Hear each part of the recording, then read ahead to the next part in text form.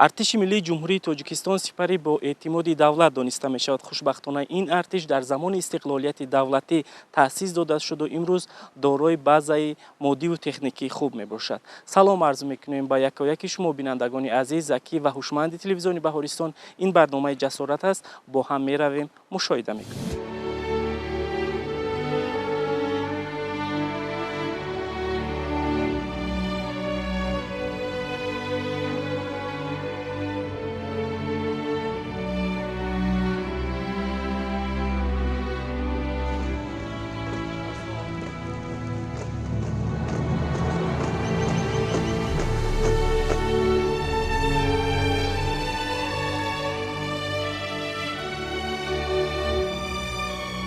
اهل ایجاد برنامه جسارت در قسم حربی 02615 وزارت مدافع جمهوری تاجیکستان نخست با سربازان در میدانچه ورزشی روبرو گردید. طور مشاهده کرده شد سربازان وطن بهر سالمی و نیرومندی و طرز حیات سالم با آب و تاب بدن و مشق‌های پگاهی روزی جلب گردیدند. گفتن با مورد است که این عملها را سربازان همه روزه اجرا نموده تن و جان خود را سالم نگاه می‌دارند. علاوه بر این در هوای تازه مشغول شدن به ورزش به منفعت سالمی انسان است.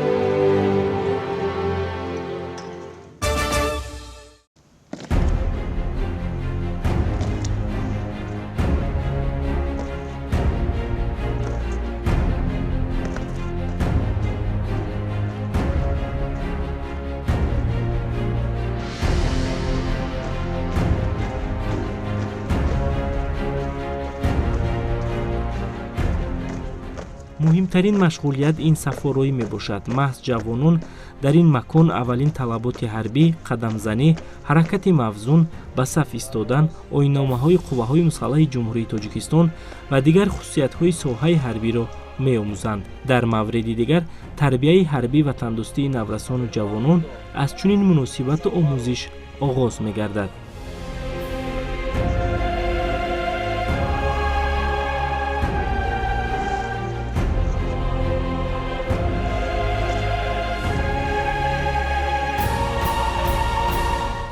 در واقع تربیه حربی و تندرستی ماهیت و مضمون تربیه ملی را در مرحله نو تاریخی به تنظیم درآورده، نقش و مقام آن را در تشکل شخصیت انسانی کامل معین می‌کند. آن امکانیت می‌دهد که جوانان تاجیکستان به واسطه راه‌های گوناگون تربیه را برای انسانی کامل بودن انتخاب و عملی نمایند. از سفرهایی و اجرای قدمزنی و اشاره‌های حربی معلوم گردید که این رادمردان وطن با مشغولیت مهم ساحه صف‌آرایی اهمیت مخصوص و اولین درجه می‌دهند. 1 2 3 4 5 6 المنتی برای استقبال 1 2 3 4 1 2 3 4 1 2 3 4 1 2 3 4 این زمین را دوست دارم با همه موجودهاش، با صدای جنبش گهواره و تابوتهاش. این زمین را دوست دارم تا برویش زنده‌ام، بس که هستم چند روز از جمله مسعودهاش. من سرباز قطاری مرادوف سیجان به صف قوه‌های مسلح جمهوری تاجیکستان داخل شده برای صداقت و مدافع وطن عزیزم تاجیکستان قدم رنجه نمودم. من اولا از اساسگذار صلح و وحدت ملی، پیشوای ملت، پرزیدنت جمهوری تاجیکستان محترم امامعلی رحمان منتدار آن هستم که امروز برای ما سربازان تمام شرایط‌ها را مهیا نموده است. یعنی که ما میتوانیم در وقت بیکاری با کتابخانه رفته کتاب‌های هم دراماتورگ‌های معاصر، هم دراماتورگ‌های کلاسیک و هم ادبیات جهان را مطالعه نماییم. ای وطن، ای خاک پاک تاجیکان، ای وطن، ای خاک پاک تاجیکان، ای دیاری 100 کرد بهتر ز جان. با چنین فرزندان نامدار عصرهای عصر مان پایدار. من از تمام آن جوانانی که تا امروز به صف قواهای مسلح جمهوری تاجیکستان داخل نشدند گفتنی آن را دارم که به خدمت حربی آیند و وطن عزیزمان تاجیکستان را مدافع نمایند. خدمت مادر وطن قرض است و فرض. من شدم لایق به این قرض وطن. ننگ من با نام او پیوسته است. میزنم هر دم به سرحد من قدم.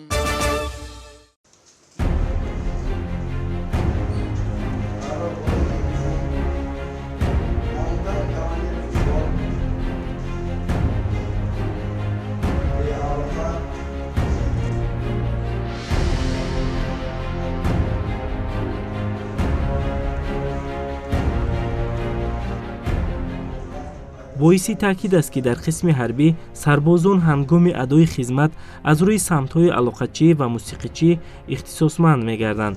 дарсҳои сарбозон дар синфхонаҳои кушоду барҳаво ба таври назариявӣ ва амалӣ сурат мегирад. ҷавонон дар вақти пешбинишуда нозукиҳои ихтисосро омӯхта кӯшиш мекунанд дар самти интихоб кардаашон ҳамчун мутахассис муносибат кунанд. омӯзгорони соҳавӣ низ бо истифода аз шароити арзандаи замон ба омӯзиши сарбозон машғул мешаванд. аз ҷумла дар ин синфхона сарбозон аз фанни радиоалоқа омӯзиш гирифта истоданд. радиоалоқа дар соҳаи ҳарбӣ ҷузъи муҳим дониста мешавад. ҳамаи хабару маълумот барои пешбурди кор маҳз ба воситаи дастгоҳҳои хабаррасон иҷро карда мешавад. то имрӯз намудҳои гуногуни дастгоҳ дар ин самт истифода бурда мешавад. машғулияти радиоалоқа ҷавононро водор мекунад то тарзи истифода, муносибат ва расонидани маълумоти санҷидашударо ба воситаи дастгоҳҳои хабаррасон омӯзанд. дар омӯзиши амалӣ ҳамаи ин таҷҳизот ба сарбозон фаҳмонида мешавад. чуноне маълум гардид имрӯз базаи моддию техникии қисми ҳарбӣ мустаҳкам мебошад ва афсарон бо истифода аз шароити мавҷуда сарбозонро дар рӯҳияи зиракии сиёсӣ, масъулияти баланди ватандӯстӣ, ҳифзи арзишҳои миллӣ, маънавиёт ва одобу ахлоқи ҳамидаи инсонӣ тарбия менамоянд.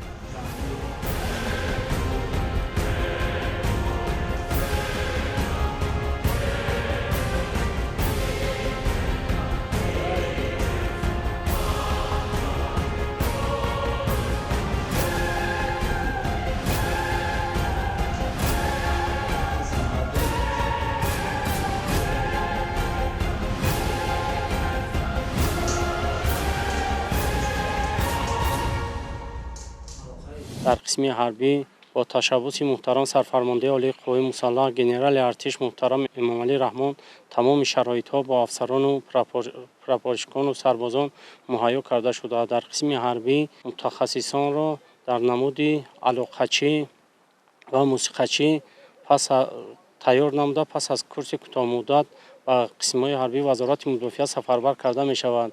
дар қисми ҳарбии 0615 вазорати мудофиа толори варзишӣ, майдончаи варзишӣ, китобхона, тамоми шароитҳо муҳайё карда шудааст.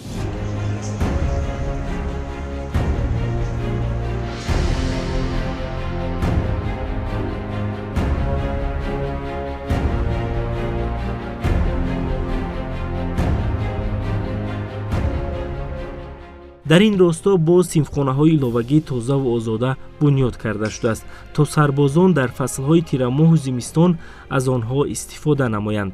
ин синфхонаҳои равшан ва дорои шароити мусоид дар самти донишомӯзии ҷавонон мусоидати фаъол менамояд. синфхонаҳои мазкур пурра, нав ва замонавӣ мебошанду дару тиреза, фарш, роҳрав ва дигар ҷузъиёти он хушсифатанд.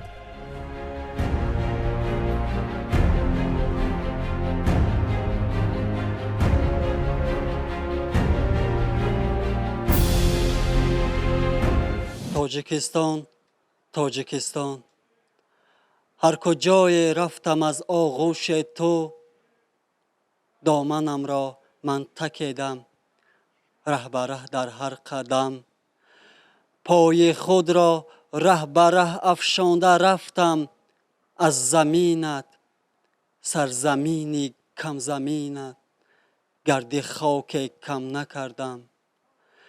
تاجیکستان تاجیکستان میکنم شکری کم و بسیار تو، میکنم شکرانه از آزرم و از آزار تو. از تو من ثروت نمیخواهم، وطن هستی بس است، با خس و خارت برابر زندگی کردن بس است. بنده سرباز قطاری نوروف امیدجان هستم. طول 11 ماه می شود که در قسم حربی 02615 وزارت مدافعه جمهوری تاجیکستان خدمت نموده ایستادم. بنده بعد از ختم دانشگاه ملی تاجیکستان با دعای نیک پدر و مادر تصمیم گرفتم که به صف قواهای مسلح جمهوری تاجیکستان شامل شده بهر صداقت به خلق خود خدمت نمایم. باعث افتخار و سرفرازی است که امروزها در صف قواهای مسلح جمهوری تاجیکستان شرایطها فراهم آورده شده است و من مینداری خویش را پیش از همه به سرفرمانده عالی قواهای مسلح جمهوری تاجیکستان گنرال ارتش محترم امامعلی رحمان میرسانم که برای ما جوانان، برای ما سربازان شرایط‌های نو و زمانوی را مهیا ساختند. از جمله میدانچه‌های ورزشی، تالار و سیمخانه‌های بر هوا، کتابخانه‌ها و اینچنین برای ما سربازان یعنی که خوابگاهی نو و زمانوی را مهیا نموده ایستادند. از ما سربازان صافدلانه، صادقانه، سربلندانه خدمت نمودن میباید. خدمت مادر وطن را از دل و جان میکنیم. خدمت مادر وطن را از دل و جان میکنیم.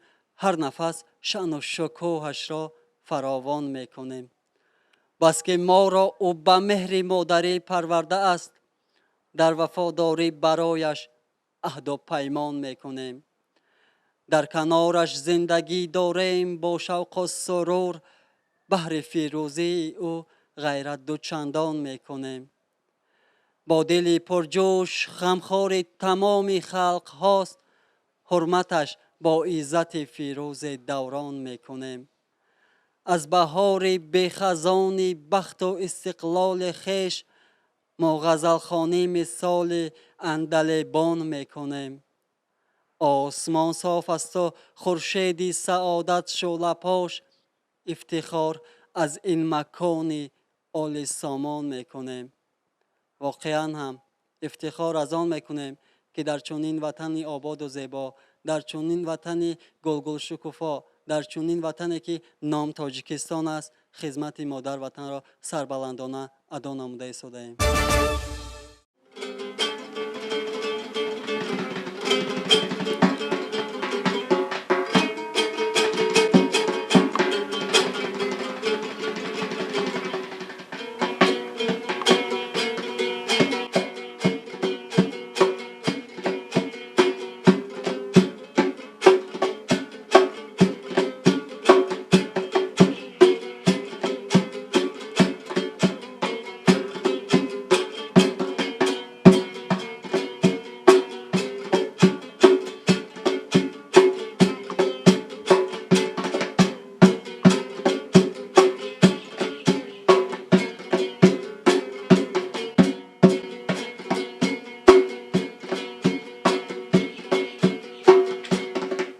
بینندگان عزیز، این نوازش زیبا از جانب رتبه موسیقیچیان قسم حربی پیشنهاد شما کرده شد. ما تصمیم گرفتیم که در ادامه برنامه جسارت صحبت داشته باشیم با یک گروه سربازان شجاع وطن که در رتبه موسیقیچیان ادای خدمت میکنند. عین زمان شما امکان دارید که محبت نامه جسوران وطن را طریق شعر سرود ترانه و اندیشه های سالم و سازنده شنیده باشید. ما را همراهی کنید. من سرباز قطاری سلیمان اسلامیدین میباشم، استقامتکننده شهر روغون و ختم کرده دانشگاه تکنیکی تاجیکستان به نام اکادمیک محمد عاصمی، فاکولته ساختمان و معماری. آغاز کار و فعالیت را در نیروی برقی آبی روغون شروع نمودم و تصمیم گرفتم бо розигии падару модар ба сафи қувваи мусаллаҳи ҷумҳурии Тоҷикистон дохил шавам. Тӯли 5 моҳ мешавад, ки ман дар қисми ҳарбӣ адои хизмати ҳарбӣ намуда истодам. имрӯзҳо шароит дар қисми ҳарбӣ муҳайё шудааст.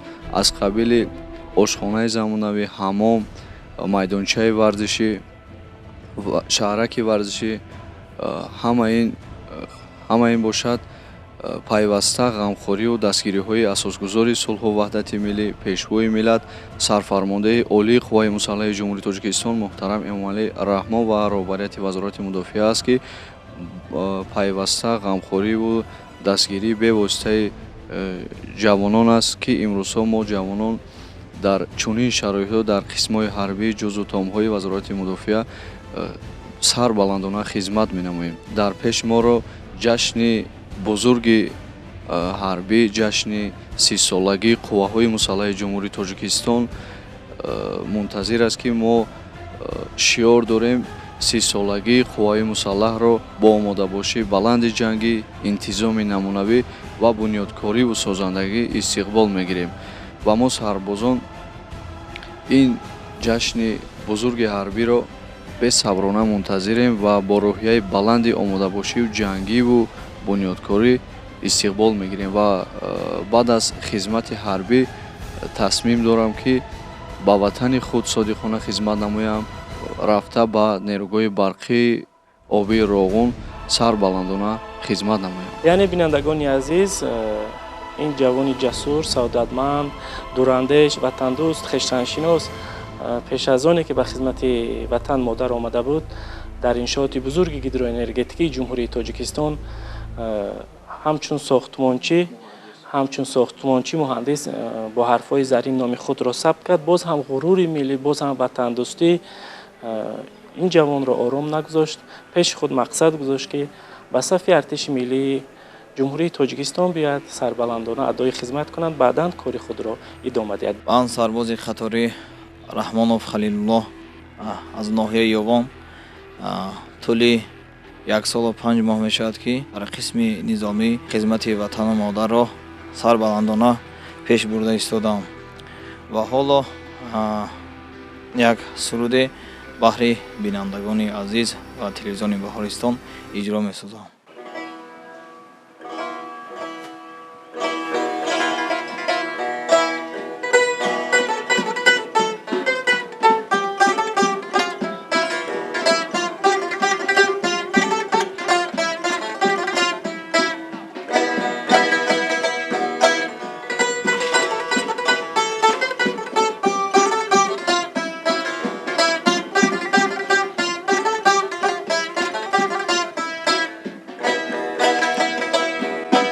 چون بگیتی هرچی می آید روان خواهد گذشت خورمان کس کو نکنم از جهان خواهد گذشت چون بگیتی هرچی می آید روان خواهد گذشت خورمان کس کو نکنم از جهان خواهد گذشت نوکی گردون چو آید بر همه نظاره کن نوکی گردون چو آید بر همه نظاره کن کس کیان بگذشت تا نیز از کیان خواهد گذشت کس کیان بگذشت تا نیز از کیان خواهد گذشت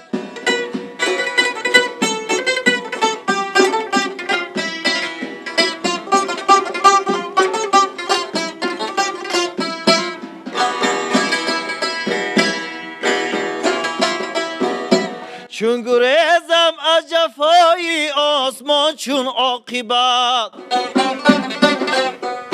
سلکی از بام آید اندر ناودان خواهد گذشت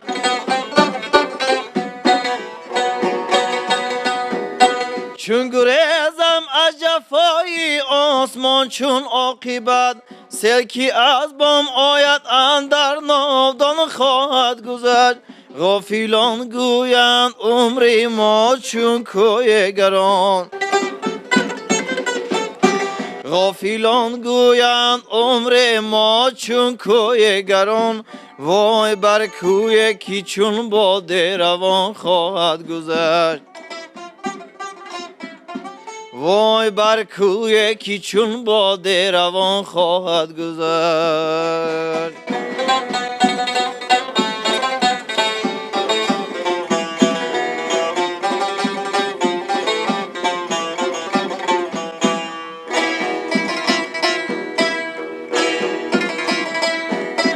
گر جوان گر پیر ما نیز بگذریم از این جهان بس کی بر بالای ما پیر و جوان خواهد گذشت خسروا بیستان متاع از دکانی روزگار خسروا بیستان متاع از دکانی روزگار کین حیاتی عمر تا کی رایگان خواهد گذشت کین حیاتی عمر تا کی رایگان خواهد گذشت چون بگیتی هرچی می آید روان خواهد گذشت خورمان کس کو نکنم از جهان خواهد گذشت خورمان کس کو نکنم از جهان خواهد گذشت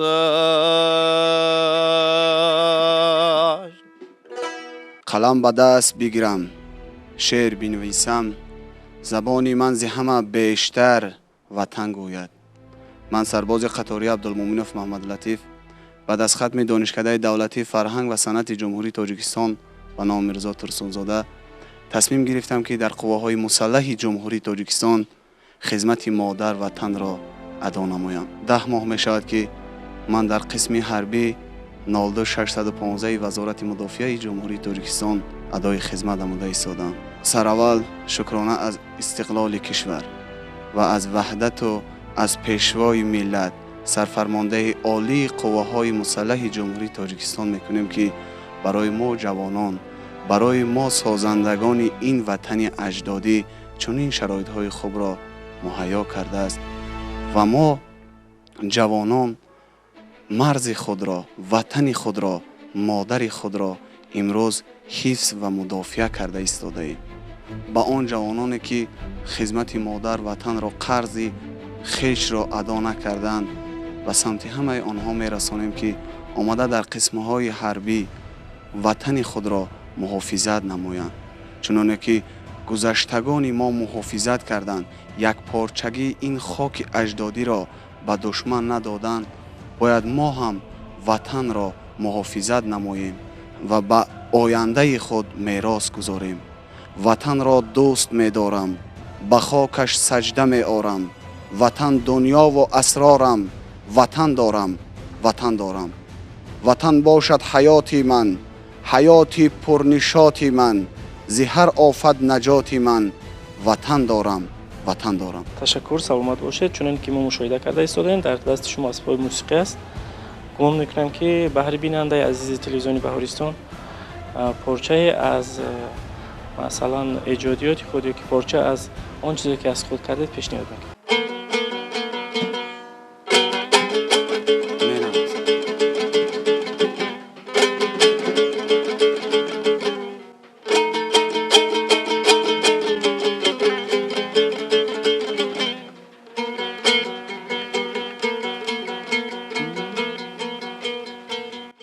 در خواب دماچم خمیر کرده سی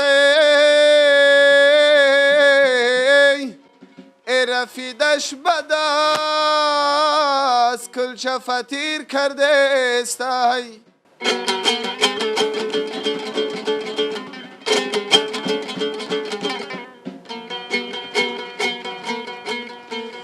یه در خواب دماچم خمیر کرده سی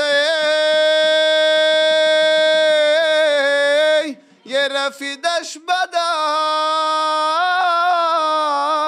است کلچه فتیر کرده استی. یه از دگدانی و علا بروش سوخته سی یه بدار شدم دیدم که آچم نیستی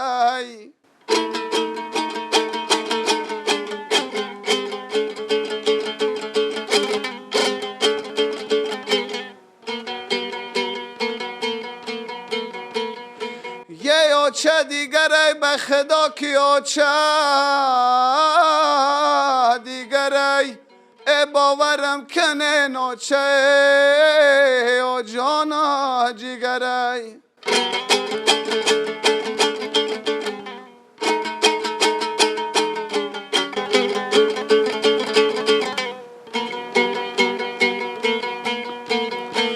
ای آچه که جایی که بگویی بچه جان یه مدر برد بیشینم بگم جان آچه جان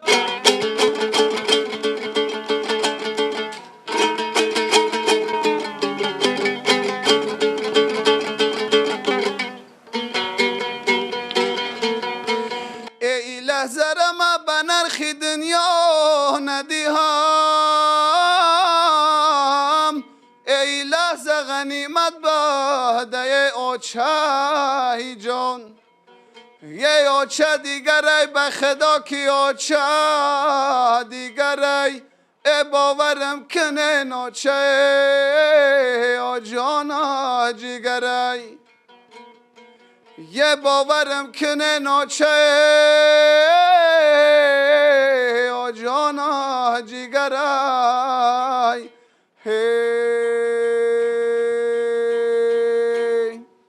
سلامت باشید. تشکر زیاد برای یک غزل پرمضمون.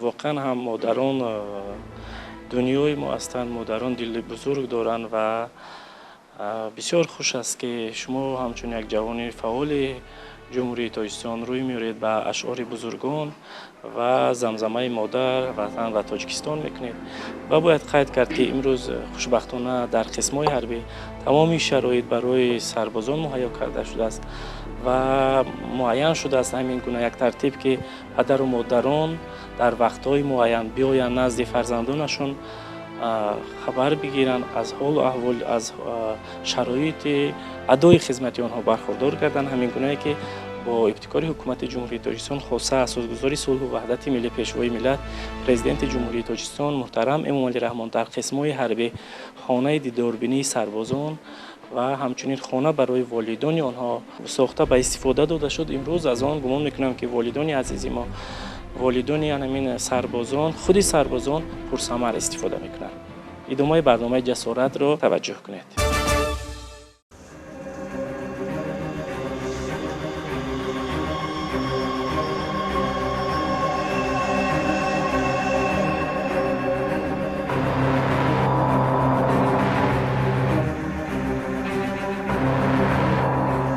در قسم حربی در دایره دستور و سپارش‌های حکومت مملکت خانه دیداربینی والدان مورد استفاده قرار گرفته است. هر پدر و مادری که می‌خواهد از حال و احوال فرزندش باخبر شود آمده از شرایط موجوده نیز برخوردار می‌گردد.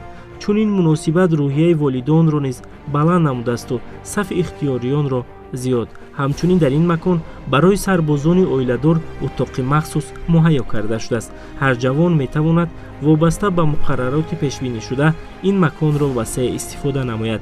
در واقع استقلالیت دولتی و وحدت کامل وطن امکانیت داد تا برای سربازان در قسم‌های حربی مرکزهای تعلیمی، دانشکده‌های عالی، لیسه و دیگر آموزشگاه‌های ساحه حربی سال به سال شرایط خوبتر و بهتر کرده شود. همکنون هیئت شخصی تکمیل مهارت حربی، بلند برداشتن زیرکی سیاسی جوانان و جلب وسیع آنها به طرز حیات سالم و تربیت جسمانی را مسئولیت مهم خود می‌دانند.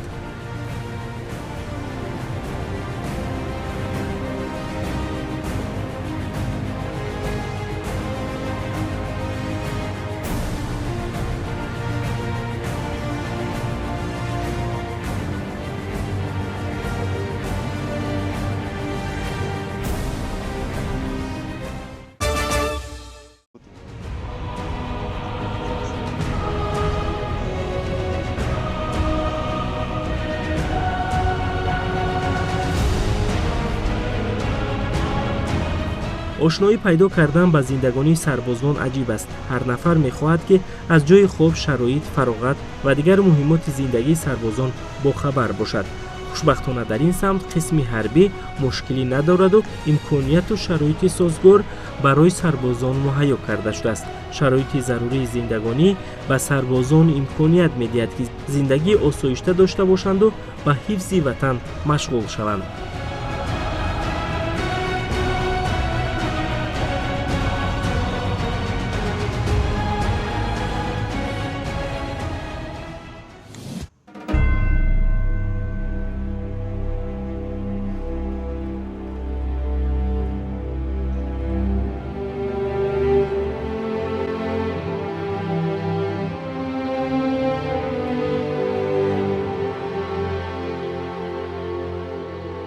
толори варзишии барҳаво низ дар ихтиёри афсарону сарбозон аст. сарбозон дар ин макон тамрину омӯзиш гирифта дар сабқатҳои варзишӣ миёни қисмҳои ҳарбӣ иштирок мекунанд. илова бар ин толор барои сарбозон дар вақтҳои зарурӣ хизмат мерасонад. боиси ифтихор аст ки ҷавонони шарафманду ватандӯсти мо дар ҳифзи ватани аҷдодӣ таъмини суботу амнияти ҷомеа саҳми арзанда доранд. ҷавонон бо ҳисси баланди ватандӯстӣ дарк мекунанд ки адои хизмати ватан масъулияти онҳо буда дар роҳи расидан ба ҳадафу ормонҳои миллӣ адо намудани хизмати ҳарбӣ дар сафи қувваҳои мусаллаҳ зарур мебошад. зеро ватан макони шодиву нишод ва бахти ҳар соҳибватан аст. сарзаминест ки ҳар ваҷаб хокаш бароямон муқаддас мебошад.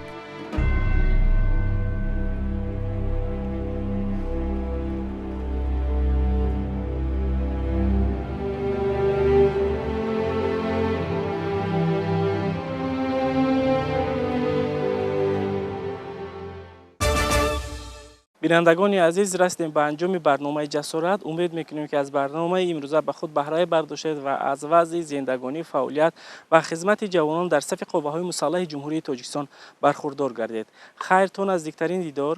саломат бошед.